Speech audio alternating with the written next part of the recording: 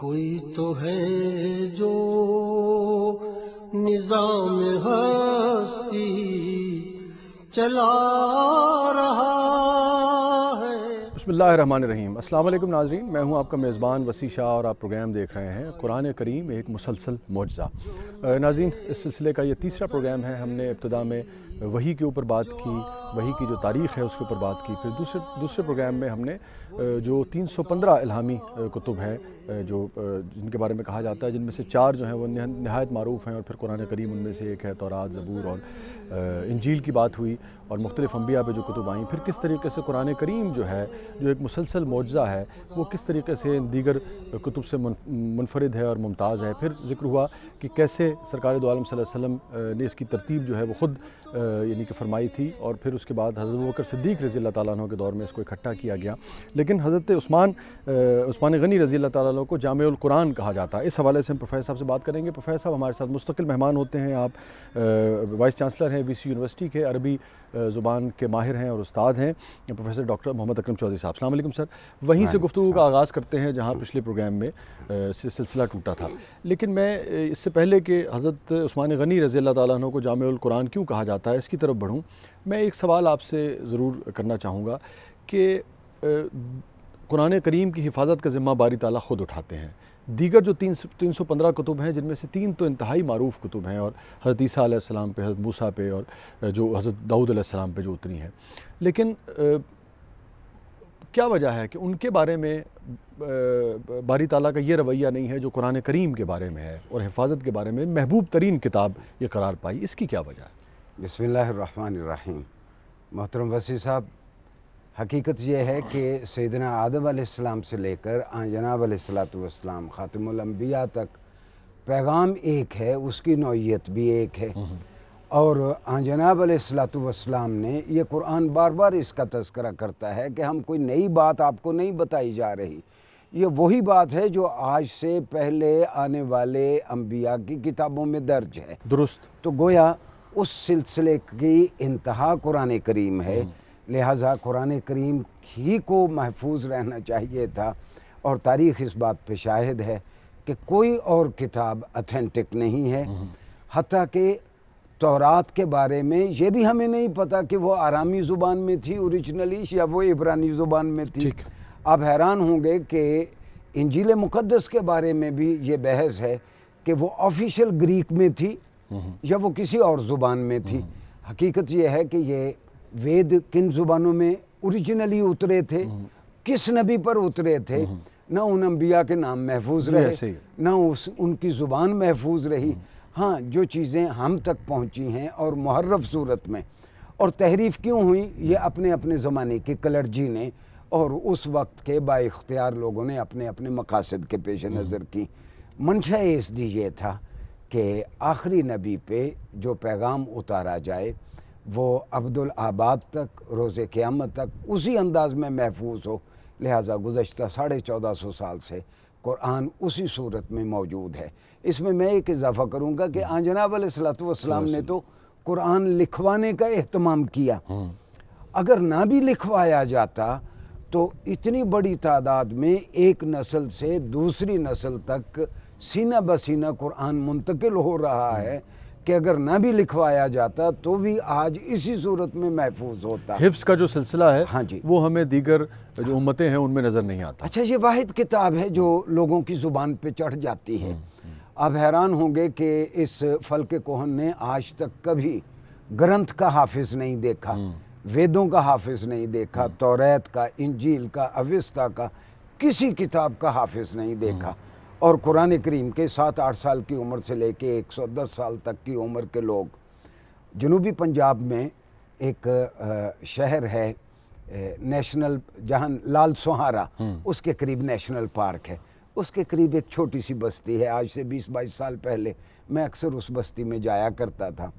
7-8 ہزار کی آبادی ہے، کم و بیش 80% لوگ اس بستی کے حفاظ ہیں۔ سبحان اللہ۔ ہر گھر میں ساری عورتیں حافظ ہیں، سارے مرد حافظ ہیں۔ کم و بیش 80% آبادی اس کی حافظ تھی آج سے 20-22 سال پہلے۔ اب پتہ نہیں اس بستی کا کیا حال ہے۔ امام طحاوی لکھتے ہیں کہ قرآن کریم کا ایک معنی یہ ہے، ایسی کتاب جو بہت زیادہ پڑھی جاتی ہو، ایسی کتاب جو لوگوں کی زبان پہ چڑھ جاتی ہو، تو یہ واحد کتاب ہے جس کو اللہ تعالیٰ نے لوگوں کی زبان پہ جاری کر دیا، جس طرح اللہ تعالیٰ کا وعدہ تھا۔ اور آپ کا اور حکمت اس میں یہ تھی کہ جو آخری نبی ہیں اور جو آخری کتاب ہے وہ ابدی رہتی دنیا تک قائم رہے، اور باقی جو ہیں لازم بات ہے اسی کہ کو یہ ابدیت مقام حاصل ہو۔ اسی کو ابدیت حاصل ہو، اور لازم بات ہے کہ اس سے اختلاف بھی یعنی کہ کم سے کم ہوگا۔ اگر ایک کتاب آپ کے پاس ہے اور ایک پیغام آپ کے پاس ہے تو بڑا واضح ہے۔ حضرت عثمان غنی رضی اللہ تعالیٰ عنہ کو جامع القرآن ہم کیوں کہتے ہیں، جبکہ ہم دیکھتے ہیں کہ حضرت ابوبکر صدیق رضی اللہ تعالیٰ عنہ کے دور میں یہ مرتب کر لیا گیا تھا اور یعنی کہ اس کو اکٹھا کر لیا گیا۔ سیدنا ابوبکر صدیق رضی اللہ عنہ کے زمانے میں کتابی صورت میں، یعنی مجلد کی صورت میں، ایک والیوم کی صورت میں جمع ہو چکا تھا، اس کو النسخۃ الام کہتے تھے، دا مدر کاپی۔ سیدنا عثمان رضی اللہ عنہ کے زمانے میں نے آپ سے عرض کیا کہ جس طرح جناب علیہ الصلوۃ والسلام فرماتے تھے کہ نزل القرآن بسبعۃ احرف، قرآن 7 لہجوں میں اتارا گیا ہے۔ واضح رہے کہ جب کوئی نبی آتا ہے وہ لوگوں کو لنگوسٹکس اور لسانیات پڑھانے نہیں آتا، نبی لوگوں کو گرامر پڑھانے بھی یا زباندانی کے لیے نہیں آتا، نبی تو ایک ابلاغ اس کا کام ہے۔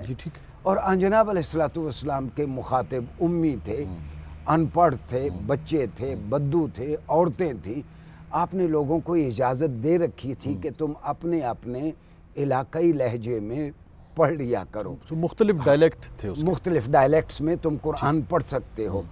صحابہ کرام رضوان اللہ علیہم اجمعین نے کم و بیش 23 سال جناب علیہ الصلوۃ والسلام کے زمانے میں، 2.5 سال حضرت ابو بکر اور 10 سال حضرت عمر کے زمانے میں اس فیسلٹی سے خوب فائدہ اٹھایا۔ 35-37 سال صحابہ کرام اپنے اپنے ڈائلیکٹس میں قرآن پڑھتے رہے۔ ہمیں بریک پہ جانا ہے پروفیسر صاحب، اور یہیں سے ہم گفتگو کا آغاز کریں گے۔ بس قرآن کا ذکر ہو اور عمدہ گفتگو ہو اور اسلامی گفتگو ہو تو وقت جو ہے وہ جیسے پتہ ہی نہیں لگتا کہ کیسے پروگرام شروع ہوا اور کب بریک آ گئی۔ ناظرین چھوٹے سے وقفے کے بعد واپس آتے ہیں۔ کوئی تو ہے جو نظام ہستی۔ ویلکم بیک ناظرین، پروگرام میں دوبارہ خوش آمدید۔ رمضان المبارک کا خاص شو ناظرین آپ دیکھ رہے ہیں۔ آج اس سلسلے کا تیسرا پروگرام ہے جو قرآن پاک کے اوپر ہے، قرآن مجید کے اوپر ہے، اس کے مختلف پہلوؤں کے اوپر ہے، اور قرآن پاک، قرآن کریم ایک مسلسل معجزہ ہے، اسی حوالے سے یہ پروگرام ترتیب دیا گیا ہے۔ ہمارے ساتھ موجود ہوتے ہیں محمد اکرم چودھری صاحب، پروفیسر محمد اکرم چودھری صاحب۔ گفتگو جاری ہے، بات ہو رہی تھی کہ مختلف ڈائلیکٹس میں پہلے سرکار دو عالم صلی اللہ علیہ وسلم کے زمانے میں صحابی اور جو لوگ تھے وہ قرآن کریم پڑھا کرتے تھے۔ یہ ڈائلیکٹل ویریئنٹس یا لہجات کا اختلاف دنیا کی ساری زبانوں میں پایا جاتا ہے۔ جب لوگوں کا جغرافیہ بدلتا ہے ان کے ووکل کارڈز کا بیہیویئر بدل جاتا ہے۔ انگریزی میں بھی ہے، اردو میں بھی ہے، پنجابی میں بھی ہے۔ ایک لفظ کو مختلف علاقے کے لوگ مختلف انداز سے بیان کرتے ہیں، اور ہم دیکھتے ہیں کہ ڈائلیکٹ سے بعض اوقات پھر معنی بھی تبدیل ہو جاتے ہیں۔ نہیں، عربی میں ڈائلیکٹ سے یہاں معنی تبدیل نہیں ہوتے تھے، ویسے ہو جاتے ہیں۔ ادروائز میں عرض کرتا ہوں، ایک شخص اس کو ایا کا پڑھتا ہے، دوسرا قبیلہ الف کو واو سے بدل دیتا ہے، تیسرا قبیلہ الف کو ہا سے بدل دیتا ہے۔ تو ایسے ڈائلیکٹل ویریئنٹس تھے، جناب علیہ الصلوۃ والسلام نے اجازت دے رکھی تھی۔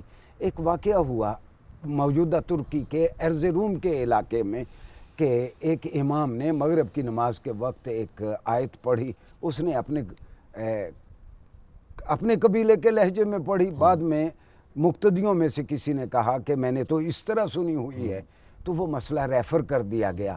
آذربائیجان اور آرمینیا سے حضرت حذیفہ بن یمان جناب حضرت عثمان رضی اللہ عنہ کے پاس آئے کہ یہ ڈائلیکٹس کے اختلاف سے، لہجات کے اختلاف سے امت میں بڑا اختلاف ہے۔ تو آپ نے دوبارہ قرآن کمیشن کو بلایا اور ان کو کہا کہ جناب علیہ الصلوۃ والسلام کا جو ڈائلیکٹ مدینہ منورہ میں تھا اس میں دوبارہ قرآن لکھا جائے۔ اس کے بعض روایات میں 7 نسخے تیار کیے گئے، بعض روایات میں ہے کہ 5 نسخے تیار کیے گئے۔ اب حیران، یہ جناب علیہ الصلوۃ والسلام کی وفات کے تقریباً 13 – 13.5 سال بعد آپ حیران ہوں گے کہ ان 5 نسخوں میں سے 4 اس وقت اویلیبل ہیں۔ ٹھیک ہے۔ ایک نسخہ سرائے توپ کاپی میوزیم استنبول میں ہے۔ یہ وہ نسخہ ہے کہ جو وقت شہادت سیدنا عثمان کے زیر مطالعہ تھا۔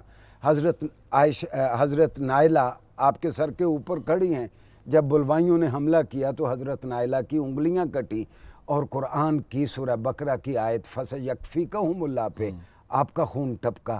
یہ نسخہ اسی حالت میں سرائے توپ کاپی میوزیم میں ہے۔ ٹھیک۔ دوسرا نسخہ، اچھا مطلب جب ڈائلیکٹ تبدیل ہوتا ہے تو اس سے معنی تبدیل ہونے کا خطرہ تو رہتا ہے نا؟ نہیں دیکھیں جیسے ہم گزیدہ اور گزیدہ، زبر اور نہیں، یہ پیش ہر کے اس سے- زبان کا اپنا اپنا مزاج ہے۔ عربی میں نہیں ہوتا؟ عربی میں نہیں ہے، عربی میں یہ صرف ادائیگی کا اختلاف تھا۔ ایک آدمی اس کو ایک طرح پڑھتا تھا، دوسرا آدمی، معنی میں کبھی اختلاف نہیں ہوا۔ ٹھیک۔ ہاں جی۔ دوسرا نسخہ اس وقت انڈیا آفس لائبریری لندن میں ہے۔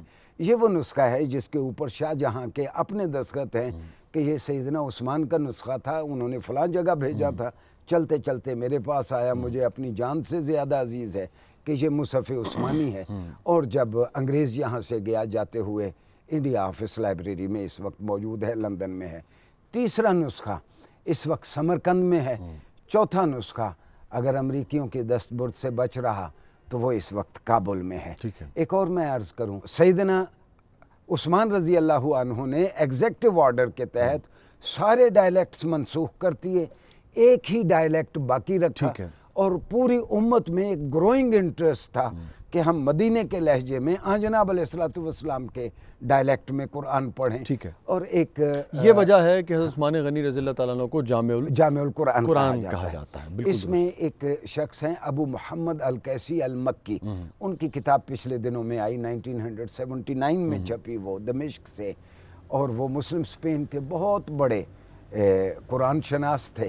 انہوں نے لکھا کہ کچھ لوگوں نے سیدنا علی کو آ کے رضی اللہ عنہ کے آ کے شکایت کی کہ سیدنا عثمان نے دیگر ڈائلیکٹس کے نسخے تلف کروا دیے ہیں۔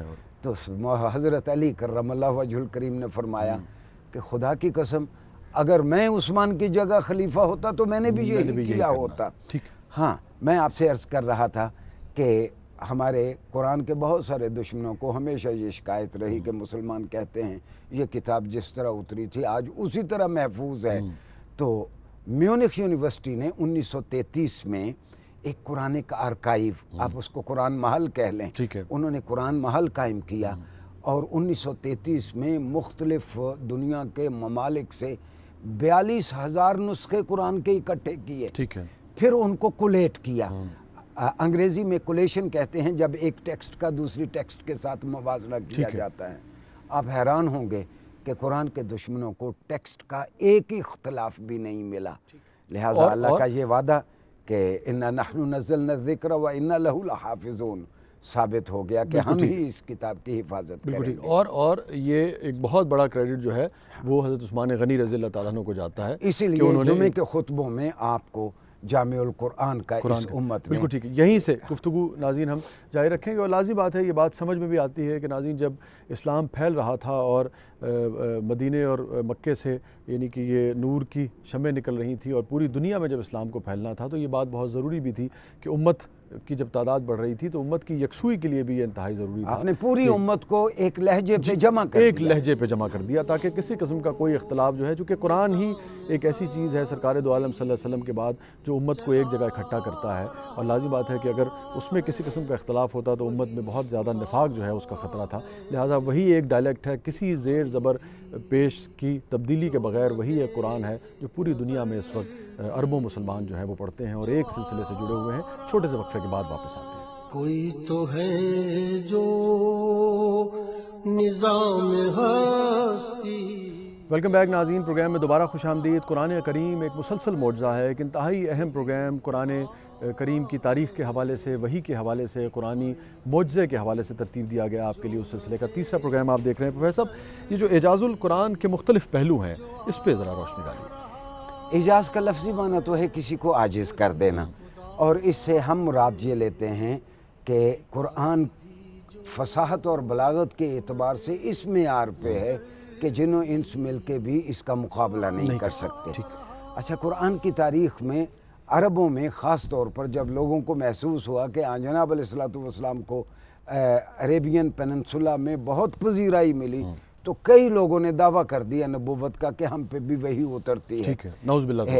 ابن کثیر نے البدایہ والنہایہ میں اس کی بہت ساری مثالیں دی ہیں، میں صرف ایک مثال آپ کی خدمت میں تبری کے یہاں بھی ملتی ہے، تبری میں بھی اور بھی بہت ساری کتابوں میں، ہماری ادب کی کتابوں میں باقلانی ہیں، رمانی ہیں، خطابی ہیں، ٹھیک ہے، ان سارے علماء نے جنہوں نے اعجاز القرآن پہ کتابیں لکھی، انہوں نے ایسی بہت ساری مثالیں دی ہیں۔ میں صرف ایک مثال آپ کی خدمت میں عرض کرتا ہوں۔ جب جناب علیہ الصلوۃ والسلام پہ سورہ کوثر نازل ہوئی، انا اعطیناک الکوثر فصل لربک وانحر ان شانئک هو الابتر، آپ نے ایک صحابی سے کہا جاؤ اس کو بیت اللہ میں کعبے کے پردوں کے ساتھ لٹکا آؤ، وہ لٹکا آئے۔ کسی زبان شناس نے اس کے آگے لکھ دیا اسی آہنگ میں، ھذا لیس بکلام البشر، یہ کسی انسان کا کلام نہیں ہے۔ سیدنا ابو بکر صدیق رضی اللہ عنہ کے زمانے میں جب فتنہ ارتداد بہت پھیلا تو مسیلمہ کذاب نے کہا کہ مجھ پہ بھی وحی اترتی ہے۔ اچھا یاد رہے کہ یہ تو صورت اس کے سامنے تھی، القاریۃ ما القاریہ وما ادراک ما القاریہ، تو اس نے کہا مجھ پہ بھی وحی اترتی ہے، اور اس کی وحی کا نمونہ آپ ملاحظہ فرمائیں کہ الفیل ما الفیل وما ادراک ما الفیل، ہاتھی کیا ہوتا ہے، تمہیں کیا معلوم ہاتھی کیا ہوتا ہے؟ کہاں القاریہ کہاں الفیل، اس میں فلسفہ حیات بیان کیا جا رہا ہے۔ پھر وہ کہتا اور اس کا جو شکو ہے، ہاں، اس زبان کے اندر بھی جو شکو ہے اور جو صوتی آہنگ ہے وہ خود بولتا ہے، پھر وہ آگے کہتا ہے کہ لہو خرطوم طویل و لہو ذنب قصیر، اس کی لمبی سی سونڈ ہوتی ہے اور اس کی چھوٹی سی دم ہوتی ہے۔ یہ بالکل اسی طرح جس طرح ٹوٹ بٹوٹ کی کہانی بچے پڑھتے ہیں، بالکل درست کہہ رہے ہیں آپ۔ اس کا ان کے معنی اور القاریہ کے معنی، سورہ القاریہ کے زمین و آسمان کا فرق ہے۔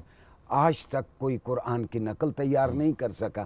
ٹھیک ہے، اس کا مطلب یہ ہوا کہ قرآن کی نقل تیار کرنے کی مختلف ادوار میں کوشش ہوتی رہی، لیکن وہ بری طریقے سے ناکام ہوئی، اور خود کہا گیا ہے کہ تم اگر اس طرح کی ایک آیت بھی لا سکتے ہو تو 3 آیتیں بھی لا سکتے ہو، کوئی نہیں لا کوئی نہیں لا سکا۔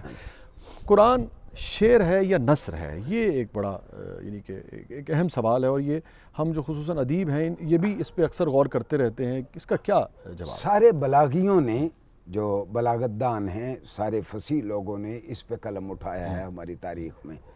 حقیقت یہ ہے کہ قرآن نہ شعر ہے نہ نثر ہے، بلکہ یہ ایک کتاب المصحف المرتل لبیب سعید کی پچھلے دنوں میں آئی، اس کا انگریزی ترجمہ بھی دا ریسائٹڈ قرآن، ونڈرفل بک آن قرآن۔ وہ لکھتے ہیں کہ یہ قرآن سجا ہے، اس سے پہلے بھی علماء نے اس کو سجا کہا۔ سجا سے کیا مراد ہے؟ یہ دراصل نثر ہی کی ایک صورت ہے، ٹھیک ہے، یعنی قرآن کلام منثور ہے، ٹھیک ہے، لیکن اس میں کہیں کہیں وزن بھی ہے، کہیں کہیں اس میں قافیہ بھی ٹھیک ہے۔ ابھی جیسے ذکر ہو رہا تھا القاریہ تو ملقاریہ کا، اگر آپ دیکھیے تو پورے ایک قافیہ آہنگ میں چلی جاتی ہے، لیکن قرآن کو نہ 100% نثر کا، اور قرآن نے شعر کے بارے میں تو خاص طور پہ کہا ما علمناہ الشعر وما ينبغي له ما هو بقول شاعر۔ قرآن نے، قرآن کے بارے میں اللہ نے کہا یہ کسی شاعر کا کلام نہیں ہے، ٹھیک، کیونکہ شعر کی بنیادی خوبی یہ ہے کہ اس میں بسا اوقات مبالغہ ہوتا ہے۔ قرآن کریم نے نہ تو لفظوں کا کاروبار کیا ہے، نہ قرآن کریم نے حقائق کو بیان کرتے ہوئے کہیں مبالغہ ٹھیک ہے۔ قرآن ہم میں دیکھتے ہیں دہرایا کہ ہے۔ وہ ایک زبان، ایک ذریعہ ہے کانٹینٹ اور بنیادی پیغام پہنچانے کا، لیکن چونکہ وہ باری تعالیٰ گفتگو کر رہے ہیں اور گفتگو فرما رہے ہیں، اس لیے وہ آہنگ جو ہے وہ بہت بلند ہے اور بہت شاندار ہے۔ ہم دیکھتے ہیں کہ جب بڑے سے بڑا ادیب بھی کوئی چیز تخلیق کرتا ہے تو اس میں بعض اوقات تضادات آ جاتے ہیں جب تفصیل سے اس کی تحریر کو دیکھا جائے۔ مشرکین نے قرآن میں بھی بہت، ہم دیکھتے ہیں کہ مختلف ادوار میں تضادات تلاش کرنے کی کوشش کی ہے، اس حوالے سے کیا اس میں ایک تازہ، ہمیشہ سے ہی مشرکین تو جو قرآن کے دشمن تھے یہ دعویٰ کرتے رہے، لیکن تاریخی اعتبار سے ایک تو قرآن کی 6,500 کے قریب آیات میں سے کوئی 2 آیات مفہوم کے اعتبار سے آپس میں نہیں ٹکراتی، سبحان اللہ، اور ایک دوسرا قرآن نے اپنے بارے میں خود کہا کہ وَلَوْ كَانَ مِنْ عِنْدِ غَيْرِ اللَّهِ لَوَجَدُوا فِيهِ اخْتِلَافًا كَثِيرًا، کہ یہ اللہ کے علاوہ کسی اور کا کلام ہوتا تو اس میں جا بجا تضادات ہوتے۔ قرآن کریم نے خود اپنے بارے میں کہا کہ وَلَوْ كَانَ مِنْ عِنْدِ غَيْرِ اللَّهِ لَوَجَدُوا فِيهِ اخْتِلَافًا كَثِيرًا۔ انسانی کلام کا خاصہ ہے کہ وہ اپنے حالات کی رہین منت ہوتی ہے، درست، جیسے حالات ہوں گے شاعر ویسا شعر کہے گا، یہی وجہ ہے کہ تضادات نظر آتے ہیں، اسی وجہ اس کے حالات بدلتے ہیں، اس کا لہجہ اور اس کا نفس مضمون بھی بدل جاتا ہے۔ تو قرآن کریم میں کہیں تضاد نہیں ہے۔ دور حاضر میں ایک کوشش ہوئی، ایڈمبرا کے پروفیسر بیل اور ییل یونیورسٹی کے پروفیسر ٹوری نے کہا کہ ہم ایک پرنسپل آف ہائر کرٹیسزم انتقاد اعلیٰ کا اصول ہم وضع کرتے ہیں کہ ٹیکسٹ خود بتا دے گی کہ کہاں اس میں جھول ہے. واہ.